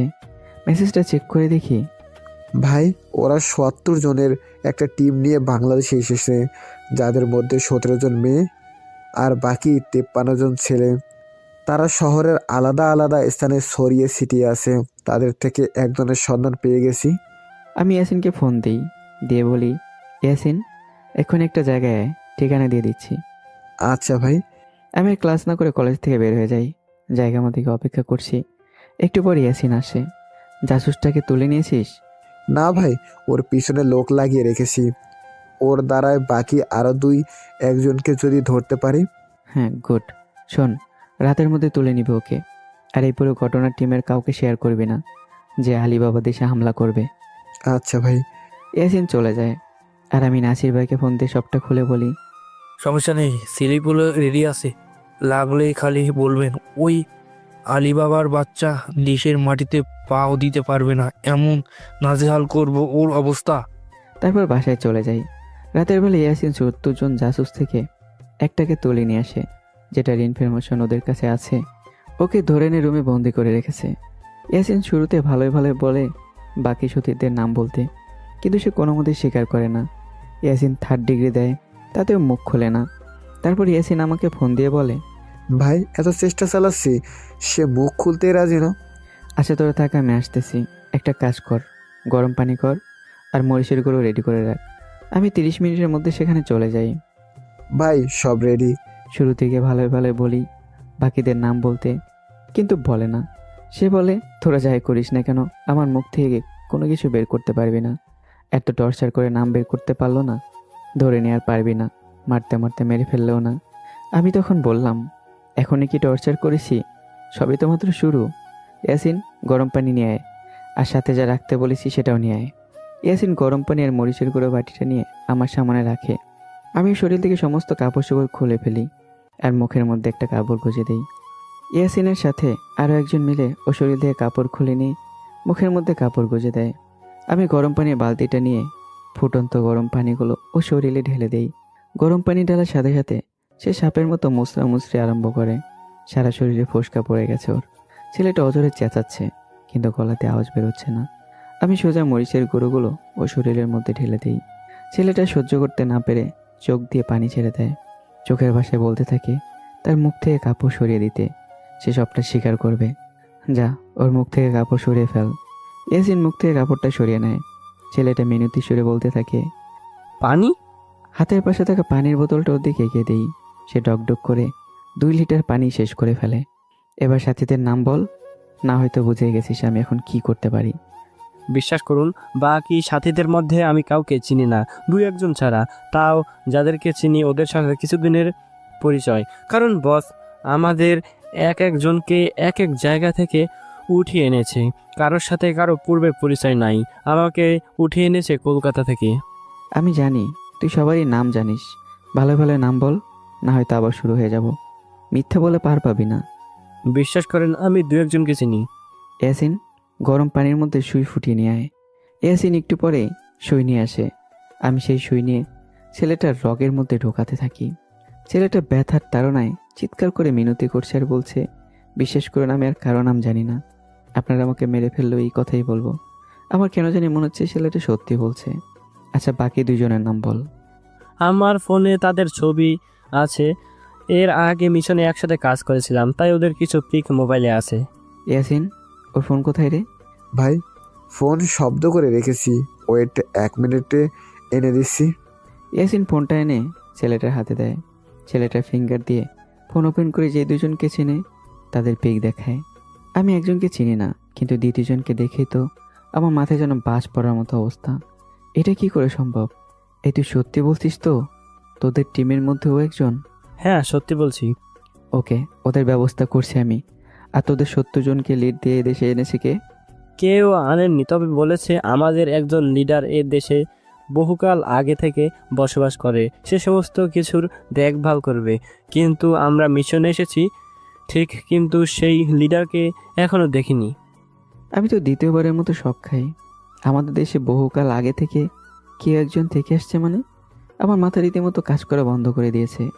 ইয়াসিন ওকে এখানে এভাবে ফেলে রাখ, আর ছবির ওকে তুলে নিয়ে আয়, আর বাকি যে আছে তাকে আমার উপর ছেড়ে দে। মনে মনে প্ল্যান তৈরি করলাম কিভাবে ধরবো। তখনই মনে পড়লো সে আমার জন্য ভালোবাসা নামক যে ফাঁদটা এঁটেছে তার মধ্যেই তাকে ফাঁসাবো। এত সময় হয়তো বুঝে গেছেন কার কথা বলেছি। হ্যাঁ, মাহি হচ্ছে 70 জন জাসুসের মধ্যে একজন। দ্বিতীয় যে ছবিটা দেখলাম সেটা মাহিরই ছবি। এবার ওর ভালোবাসার জালে ওকে ফাঁসিয়ে তথ্য বের করব। কিন্তু আরেকজন লিডার যে আমাদের দেশে বহুকাল আগে থেকে বসবাস করছে তার উত্তর হয়তো মাহির কাছ থেকেই পাবো। মাহি পারবে একমাত্র হয়তো তার সঠিক সন্ধান দিতে। পরদিন যথাসময়ে কলেজে চলে গেলাম। কে মাহির খোঁজ করছি, কিন্তু মাহি নাকি এখন আসেনি। ওয়েট করছি, একটু পর মাহি আসলো। মাহিকে দেখে ওর দিকে এগিয়ে গেলাম। মাহি, তোমার সাথে আমার কিছু কথা আছে। কি বলবে বলো, আমি জানি তুমি কি বলবে, যে তুমিও আমাকে ভালোবেসে ফেলেছো। আসলে মাহি, গত 2 দিন অনেক ভেবে দেখেছি আমার লাইফে এমন কাউকে দরকার যে আমার জীবনটা গুছিয়ে দেবে। হ্যাঁ, দিব তো। আমি তোমার জীবন গুছিয়ে দিব। কালকের ব্যবহারের জন্য ক্ষমা চাচ্ছি। আচ্ছা, তুমি কি আমায় তোমার ভালোবাসার মতো একটা সুযোগ দেবে? হ্যাঁ, দিব তো, কিন্তু একটা কন্ডিশন আছে। কি কন্ডিশন বলো? আমাকে সবসময় ঘুরতে নিয়ে যেতে হবে, মাঝে মাঝে তোমার হাতে খাইয়ে দিতে হবে।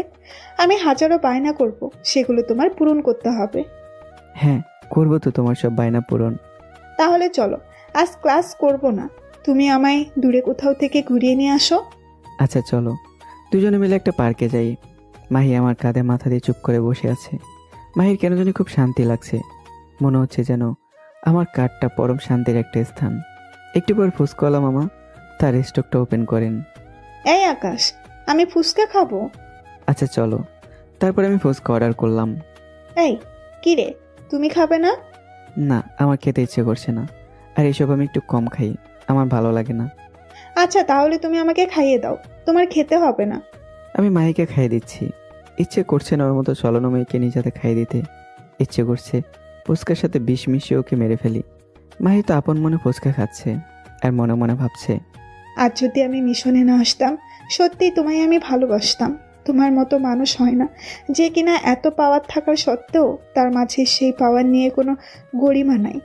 আজ এই এত খারাপ লাগছে, যেই দিন তোমায় আমি নিজ হাতে মারবো, সেদিন আমার কেমন অবস্থা হবে তার পূর্বাভাস পাচ্ছি। আমি মনে মনে ভাবি, মাহি তুমি যদি সত্যিকারের অর্থে আমায় ভালোবাসতে, উপরওয়ালা সাক্ষী, তোমার হাতে আমি কখনোই ছাড়তাম না। কিন্তু তুমি ছলনাময়ী, তোমার জন্য মনের কোনো এক জায়গায় ভালোবাসা কাজ করছে, কিন্তু তোমার ক্ষেত্রে সেটা প্রকাশ করাও নেহাত বোকামি হবে। আগে পরে তুমি তোমার আসল রূপ নিয়ে আমার সামনে আসবেই। সেদিন অনেক সময় ধরে পার্কে সময় কাটাই দুজনে একসাথে। পরে আসার সময় দুজনে নাম্বার আদান প্রদান করে নেই। আমি বাসায় এসে ব্যাগটা টেবিলের উপরে রেখে বিছানায় সরিয়ে লেগিয়ে দিই। এমন সময় ইয়াসিন ফোন দেয়। ভাই, জাসুস ওইটাকেও তুলে নিয়ে এসেছি। দুইটাকে একসাথে বন্দি কর। প্রথমে ভালো ভালো জিজ্ঞাসা কর, যদি উত্তর না দেয় গতকাল আমি যেমনটা করেছি সেরূপ আচরণ করবি। আচ্ছা ভাই। আর শোন, শহরে বা গ্রামগঞ্জে আমাদের মাফিয়া যত ক্রু আছে সবাইকে অ্যালার্ট হতে বল, যে কোনো সময় যদি ডাক দিই সাথে সাথে যেন উপস্থিত থাকে। আচ্ছা ভাই, সবার কাছে খবর পৌঁছে দিচ্ছি।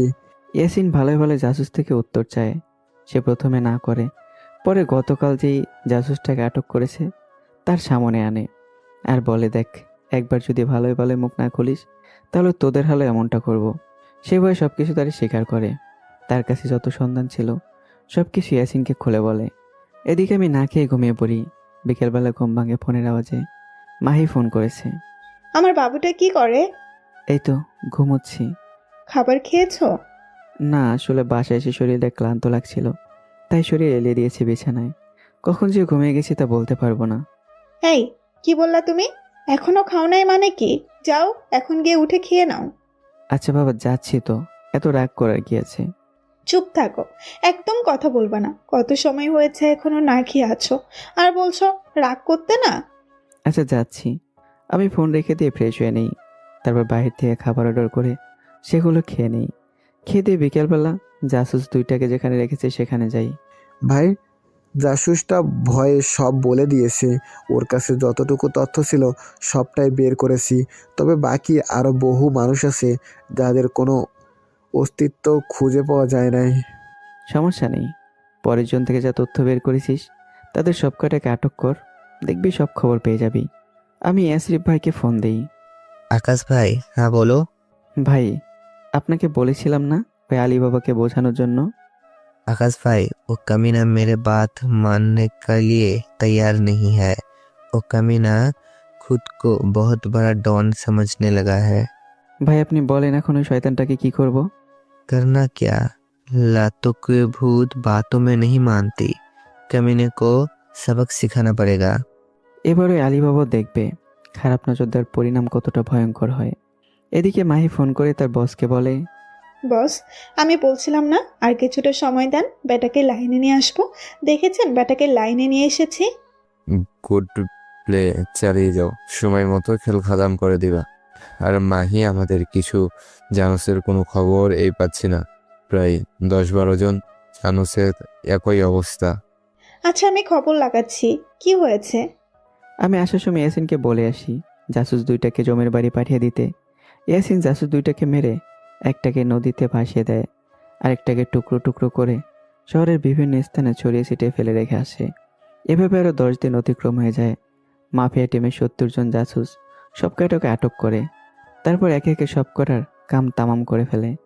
অন্যদিকে মাহির আর আমার সম্পর্ক যেন দিন দিন গভীর হচ্ছে, তবে দুজনের সবটা উপর থেকে প্রকাশ করা, ভেতরে চলছে অন্য কিছু। তবে মাহি কেন যেন সত্যি দুর্বল হয়ে পড়ছে। আমার ভালোবাসা তার কেন যেন মনের মধ্যে দিন দিন জায়গা করে নিচ্ছে। মাহি নিজেই দ্বিধাদ্বন্দ্বে পড়ে যাচ্ছে যে তার সাথে সব কি হচ্ছে। এসে সে মিশনে, কিন্তু প্রতারণা করতে গিয়ে সে নিজেই সত্যিকার অর্থে তার মধ্যে ধাবিত হয়ে পড়ছে। কারণ আমি তার সর্বদা কেয়ার করি, সর্বদা তার ভালো খারাপের দেখভাল করি। একদিন আমি আর মাহি কলেজের পাশে একটা জায়গায় বসে আছি। হঠাৎ অন্য একটা গ্যাংয়ের কিছু ছেলেপেলে মিলে কলেজে এসে হাঙ্গামা শুরু করে। কলেজের ছেলেপেলেদেরকে মারতে শুরু করে। এই কলেজের কিছু ছেলেপেলের সাথে নাকি তাদের পুরাতন শত্রুতা আছে। দেখি মাহি, তুমি তো শহরের মাফিয়া লিডার, তুমি গিয়ে সমস্যাটা সমাধান করো। আরে এগুলো আমার বাম হাতের কাজ, তুমি বসো, আমি এক্ষুনি আসছি। বলেই কিছু ছেলেপেলে নিয়ে সেখানে যায়, কিন্তু তারা উল্টো মারকে সেখান থেকে চলে আসে।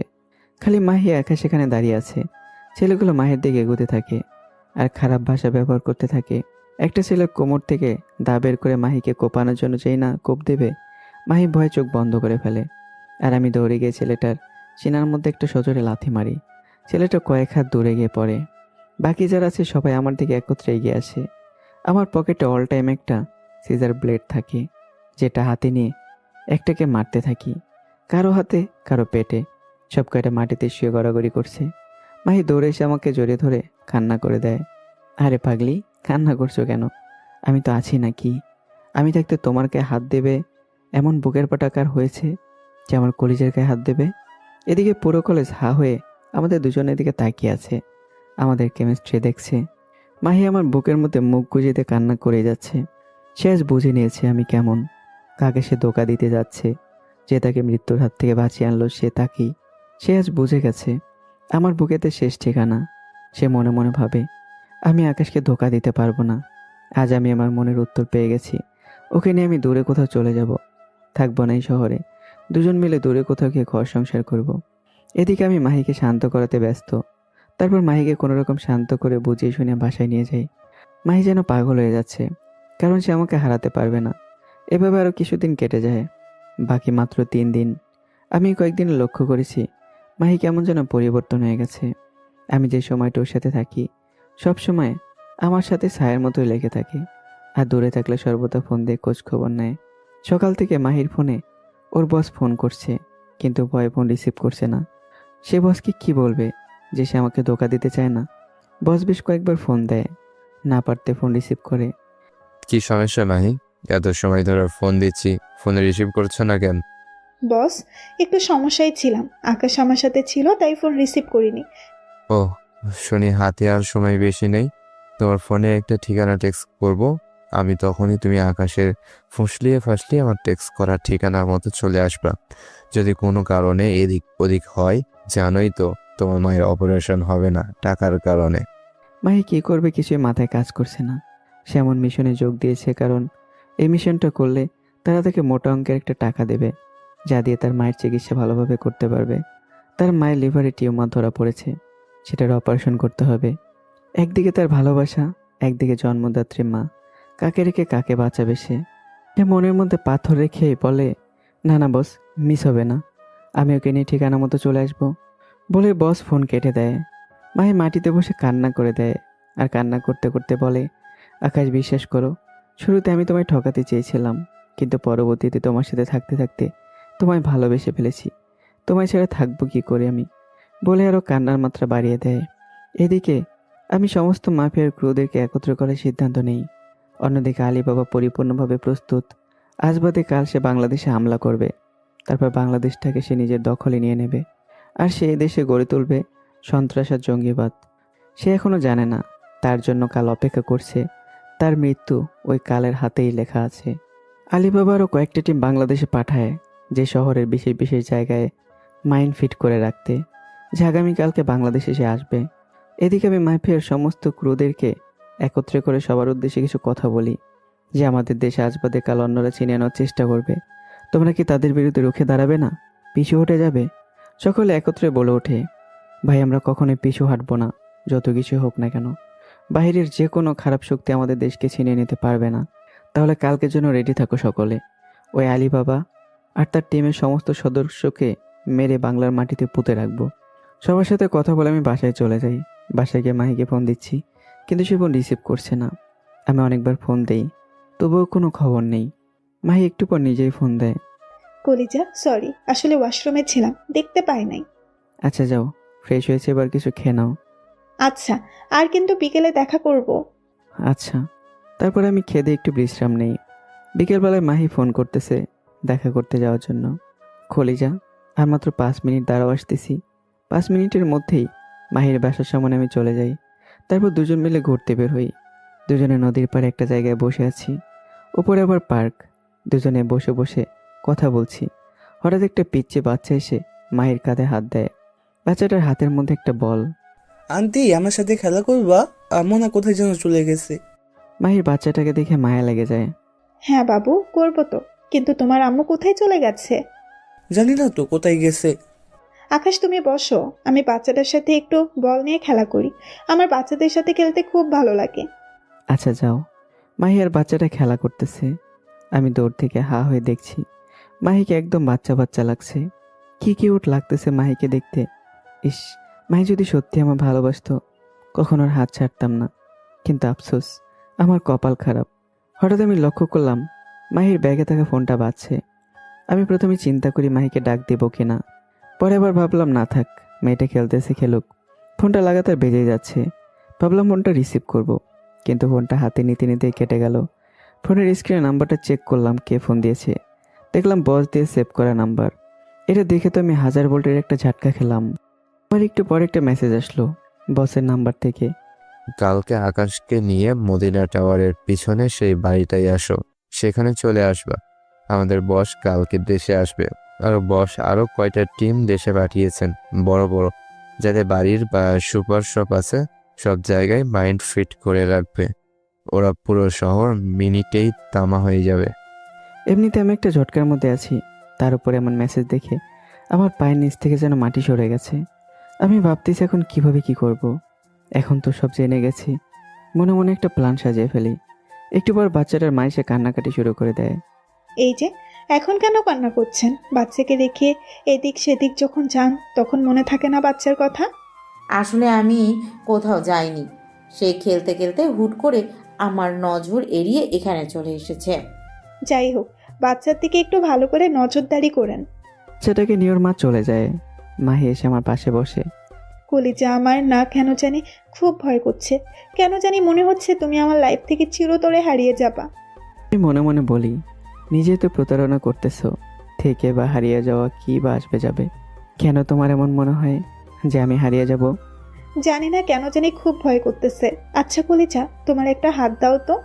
মাহির দিকে হাত বাড়িয়ে দেই। মাহি আমার হাতটা ধরে ওর বুকের উপর রাখে। কিছু অনুভব করতেছো? হ্যাঁ, খুব কাঁপতেছে বুকটা। আকাশ, এটা বিশ্বাস করিও, এই মাহি তোমার সত্যি ভালোবাসা, নিজের জীবন থেকেও বেশি ভালোবাসে। বলতে বলতে কান্না করে দেয়। মাহির কথা শুনে কেন জানি মনে হচ্ছে এই কথাগুলো মিথ্যা না। এই কথাগুলোর মধ্যে অদ্ভুত একটা পাওয়ার আছে যা আমাকে বারবার ভাবতে বাধ্য করছে। আমি যখন মাহির বুকে হাত দিই তখনই বুঝতে পারি মাহি কোনো না কোনোভাবে আমাকে সত্যি ভালোবাসে। কিন্তু আবার এটাও মাথায় কাজ করছে যে প্রতারণা করে আসছে। ধুর, যা হবে দেখা যাবে। আমি মাহিকে শক্ত করে বুকের সাথে জড়িয়ে ধরি। বেশ কিছু সময় মাহি আমার বুকের মধ্যে মাথা রেখে কান্না করে। আমি মাহিকে অনেক কষ্টে শান্ত করি। তারপর দুজনে সেখান থেকে উঠে রিক্সা নিয়ে বাসার উদ্দেশ্যে চলে যাই। আগে মাহিকে বাসায় পৌঁছে দিই, তারপর আমি বাসার দিকে ফিরি। মাহির বাসার সামনে আসার পর মাহি নেমে যায় রিক্সা থেকে আর আমাকে বলে, কলিজা, কাল আমার সাথে এক জায়গায় যেতে হবে, তুমি রেডি হয়ে থেকো। আমি আর পাল্টা প্রশ্ন করি না যে কোথায় যাবে। আমি তো জেনেই গেছি মাহি আমাকে কোথায় নিয়ে যাবে। আচ্ছা সমস্যা নেই, যাব। মাহি বাসায় না গিয়ে সোজা রিক্সা নিয়ে ওদের টিমের আসল পাওয়ার পয়েন্ট যেটা সেখানে চলে যায়। সেখানে ইয়াসিন আর অনেক ক্রু মেম্বাররা আছে। ইয়াসিন আর যারা এখন মজুদ আছে সবাইকে নিজের প্ল্যানটা বলে। ইয়াসিন তো কোনো মতে রাজি না যে আমি একা যাব। তার কথা হচ্ছে সেও যাবে সাথে। ইয়াসিন, সমস্যা নেই, আমি তো আর একা যাব না, আমি যাওয়ার কিছু সময় পর একটা সিগন্যাল পাঠাবো তোর ফোনে, বা যদি সিগন্যাল পাঠাতে না পারি তাহলে 30 মিনিট ওয়েট করবি, পরে সোজা হামলা করবি। আগে থেকে তোরা পুরো এলাকাটাকে ঘেরাও করে ফেলবি। আচ্ছা ভাই। আর শোন, ওরা শহরে বড় বড় যত সব বাড়ি বা টাওয়ার আছে সব জায়গায় মাইন ফিট করবে, সেগুলো ডিফিউজ করার ব্যবস্থা কর। ইয়াসিন আমার কথা মতো ক্রু মেম্বারদেরকে আলাদা আলাদা করে কাজে পাঠায়। সমস্ত কিছু প্ল্যান করা শেষ।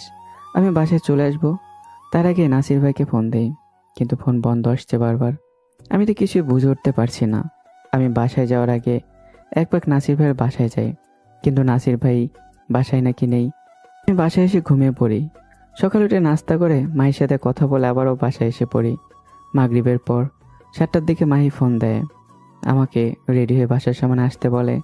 আমি 7টা গায়ে দিয়ে কোমরে 2টা মেশিন গুঁজে নেই। ইয়াসিনকে ইনফর্ম করে আমি বের হচ্ছি। ইয়াসিনরা আগেই জায়গা মতো পজিশন নিয়ে বসে আছে। মাহি বাসার সামনে অপেক্ষা করছে। আমি গাড়ি দিয়ে রওনা হয়েছি, কিন্তু মাহির কেন জানি চোখ মুখ লাল হয়ে যাচ্ছে, চোখের কোণ বেয়ে পানি পড়তে আরম্ভ করেছে। সে চোখের পানি মুছে নেয়। একটু পর আমি যাই। কলিজা, তুমি রেডি তো? হ্যাঁ কলিজা। আমি মাহির দিকে নজর পড়তেই আমার চোখে ফেরাতে পারছি না। একদম হুড়পড়ির মতো লাগছে মাহিকে। আমি মাহির দিকে এক নজরে চেয়ে আছি। আকাশ, হয়েছে, চলো। মাহির কথায় আমার হুঁশ ফিরে আসে। ওহ, চলো। এই ওয়েট ওয়েট, একটা কাজ বাকি। বলেই মাহি আমাকে শক্ত করে জড়িয়ে ধরে। মাহির চোখ বেয়ে টপ টপ করে পানি ঝরছে। সে মনে মনে আমার থেকে মাপ চেয়ে নেয়। কলিজা, আমায় মাফ করে দিও। তোমায় সত্যি ভালোবাসি, কিন্তু তারপরেও তোমার সাথে ছলনা করতে হচ্ছে আমার মায়ের চিকিৎসার জন্য। এই মাহি, কি হয়েছে, যাবে না? মাহি চোখের পানি মুছে নেয় আমার না দেখার আগেই। হ্যাঁ হ্যাঁ, যাবো তো, চলো। মাহি আমাকে নিয়ে তার বসের ঠিকানা মতো চলে যায়। আমি বাসা যাওয়ার পর দেখি কেউ নেই, পুরো বাসা ফাঁকা। কিন্তু একটু পরে পুরো বাড়ি ঘেরাও করে ফেলে আলী বাবার ছেলেরা। ওরা সবাই লুকিয়েছিল, 50-60 জন হবে ছেলে। মাহি সুন্দর করে সাইড হয়ে যায়। আমি এতজনের সাথে কখনো পেরে উঠবো না। এমন সময় আলী বাবা আসে। আলী বাবা বাংলাদেশে চলে আসছে। মাহি আলী বাবার সাথে গিয়ে দাঁড়ায় আর মাথা নিচু করে দাঁড়িয়ে আছে। এখনো সময় আছে, ভালোই ভালোই আমাদের দলে যোগ দে, ভালো একটা অবস্থান করে দেব তোর। আলী বাবা বাংলাও পারে। তোর মতো দেশদ্রোহীর সাথে মিলে কাজ করব, সেটা ভাবলি কি করে? এই তোর খুব দিমাগ, হ্যাঁ? এই তোরা চেয়ে চেয়ে কি দেখতেছিস? যা ওর কলিজাটা শরীর থেকে ছিঁড়ে নিয়ে আয়, দেখবো কত বড় কলিজা হয়েছে ওর। আমার সামনে বড় গলায় কথা বলে। ছেলে পেলেগুলো আমার দিকে এগিয়ে এসে মারার জন্য। আমি ছেলেগুলোকে একাই মারতে শুরু করি। 10-12 জনকে আমি কিছু সময়ের মধ্যে মাটিতে শুয়ে দেই। এবার আরও কিছু ছেলে পেলে এগিয়ে আসে আমাকে মারার জন্য, হাতে বিভিন্ন ধরনের তলোয়ার। আমি পকেট থেকে সিজার ব্লেডটা বের করি আর একে একে ওই সবগুলোকে মেরে মাটিতে ফেলে দেই। এমন সময় কি একজন এসে আমার মাথায় সজোরে বাড়ি দেয়, লোহা জাতীয় কিছু একটা দিয়ে। আমি পেছন ফিরে যখন দেখি মানুষটাকে, আমার চোখে বড় হয়ে যায় আর ধাপ করে মাটিতে পড়ে যাই। পিছন ফিরে দেখি নাসির ভাই, যাকে আমি অন্ধের মতো ভরসা করতাম। সেই নাসির ভাই আমার সাথে। আমি যেন বিশ্বাস করতে পারছি না। আমার মাথার পিছনের সাইড থেকে চুয়ে চুয়ে রক্ত পড়ছে। তাও আমি হার মানব না। নাসির ভাইকে শরীরের সমস্ত শক্তি দিয়ে লাথি মারি। নাসির ভাই সোজা মাটির উপরে গিয়ে আছড়ে পড়ে। আলী বাবার লোকের এসে আমাকে ধরে ফেলে। এমনভাবে ধরেছে আমি নড়তে চড়তেও পারছি না। আলী বাবা এসে আমার ধুতনির মধ্যে হাত দিয়ে বলে, এই কুত্তার বাচ্চা, তোর অনেক পাওয়ার, হ্যাঁ? নিজেকে এই শহরের ডন মনে করিস? ভালোই ভালোই বলছিলাম আমাদের দলে যোগ দেওয়ার জন্য, কিন্তু তুই তা করিসনি। এবার মরার জন্য রেডি হ। আলী বাবা একজনের হাত থেকে পিস্তল নিয়ে আমার দিকে তাক করে। এমন সময় নাসির ভাই মাটি থেকে উঠে এসে আলী বাবার হাত থেকে পিস্তলটা নিয়ে নেয়। ওই আলিবাবা না, ওকে তুমি নয় আমি মারবো। অনেক বছর ওর হয়ে কাজ করেছি, কিন্তু সে জানে না আমি তার বাপ। আর ওর কত বড় সাহস, সে আমায় লাথি মারে। তারপর আমার দিকে পিস্তল তাক করে জেনে শ্যুট করবে। মাহি দৌড়ে আমার সামনে এসে পড়ে আর বুলেটটা মাহির শরীর ছিদ্র করে অপর প্রান্ত দিয়ে বের হয়ে যায়। মাহি মাটিতে পড়ে আছে। অন্যদিকে ইয়াসিনের পুরো মাফিয়ার সমস্ত ক্রুরা ওয়েট করছে কখন আমি সিগন্যাল দেব, কিন্তু 30 মিনিট আপ হয়ে গেছে, এখনও সিগন্যাল আসেনি। তাই তারা সিদ্ধান্ত নেয় এখনই হামলা করবে। ইয়াসিন সবাইকে নিয়ে মদিনা টাওয়ারের পেছনে যায়। পেছনে যাওয়ার সাথে সাথেই আলীবাবার লোকেরা খবর পেয়ে যায় আর ওরা অস্ত্রশস্ত্র নিয়ে মাফিয়ার ক্রুর ওপর হামলা শুরু করে। কিন্তু মাফিয়ারা তো হাজার ক্রুর সামনে আলীবাবারই অল্প সংখ্যক লোক মশামাছি থেকেও ছোট্ট একটা প্রাণী। মাফিয়ার ক্রোরা আলিবাবার টিমের সব কয়টাকে আটক করে, সাথে সাথে আলিবাবা ও নাসির ভাইকেও। আমার মাথা যেন ভো ভো করে ঘুরতেছে। আমি শক্তি পাচ্ছি না কিছু করার মতো। ইয়াসিন দৌড়ে এসে আমাকে ধরে। ভাই, আপনার কি হয়েছে? আমার কিছু হয়নি, মাহিকে দেখ। ভাই, ওনার তো শরীর থেকে প্রচুর পরিমাণে রক্ত বের হচ্ছে। তাড়াতাড়ি হসপিটালে নিয়ে যা। আর আমি এদিকটা দেখছি। ইয়াসিন তাড়াতাড়ি গাড়িতে করে মাহিকে হসপিটালে নিয়ে যায়। আমি পায়ের থেকে জুতো খুলে আলিবাবার গালে কষু কয়েকটা লাগাই, নাসির ভাইকেও কয়েকটা দেই। এই বাচ্চা ছেলে, আমাকে যত মারবি মার, কিন্তু আমাদের কাজকর্ম তুই কখনো দমিয়ে রাখতে পারবি না। একটু পর পুরো শহরটা তামা হয়ে যাবে, তোরা শুধু দেখতেই থাকবি। তোরা আমার কাজকর্মের কাছে বাচ্চার চাইতেও ছোট।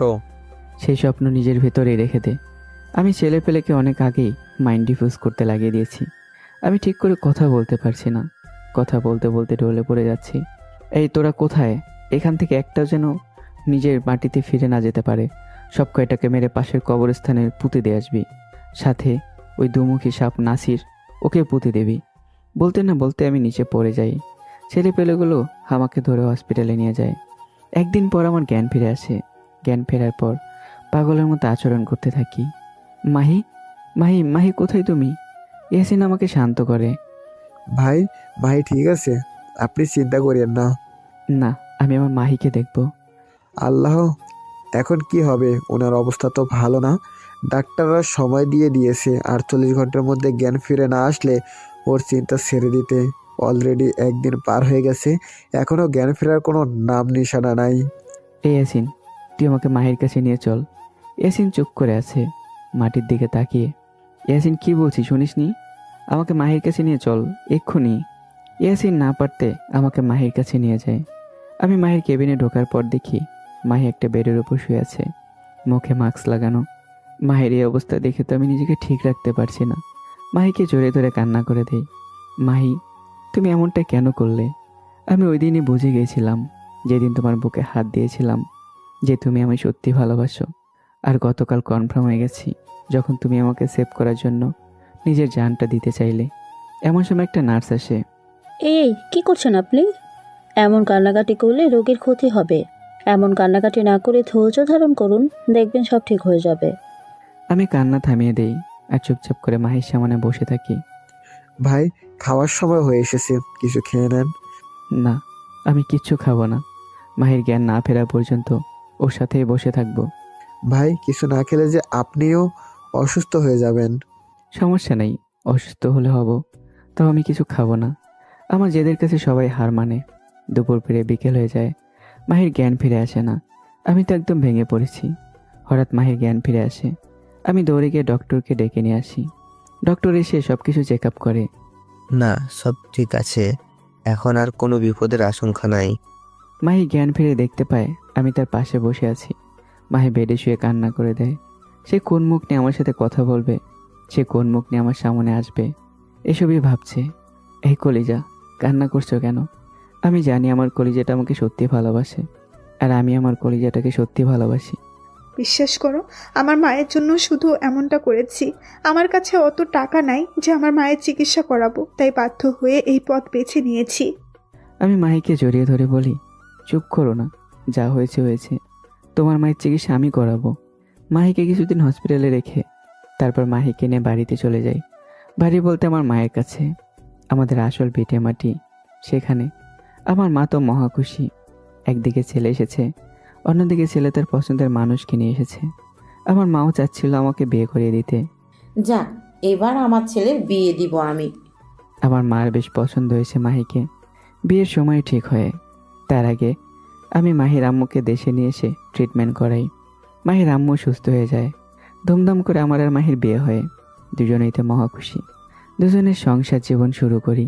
মাহি এখন আগের মতোই আছে। কলেজে গেলে গুন্ডামি মাস্তানি করে, সেটা আমার জন্যই। কোনো মেয়ে যদি আমার দিকে চোখ দেয় বা আমার সাথে কথা বলতে আসে, তাহলে মাফিওর 12টা থেকে 13টা 14টা বাজিয়ে দেয়। আর আমি এখনও নিজের কাজকর্মগুলো করেই যাচ্ছি। আলী বাবার মৃত্যুর পর দেশে এখনও কেউ নজর দিতে 10 বার চিন্তা করবে, কারণ সবাই জেনে গেছে দেশের মধ্যে একটা বাঘ আছে। কুনজর দিলেই শরীর থেকে মগজটা আলাদা করে ফেলবে। 1 বছর পর আমার আর মাহির সংসার আলোকিত করে একটা ফুটফুটে রাজকন্যা হয়। আমি আর মাহি এখন খুব ব্যস্ত আমাদের রাজকন্যাটাকে নিয়ে। এমন হাসি খুশিভাবেই আরেকটি ঘটনার সমাপ্তি ঘটল। তো কেমন হয়েছে বন্ধুরা গল্পটি? কমেন্ট করতে বলবেন না। আবারও দেখা হবে আরেকটা দুষ্টু মিষ্টি গল্পে। সবাই ভালো থাকবে, সুস্থ থাকবে। দেখা হচ্ছে আবারও। টাটা, আল্লাহ হাফেজ।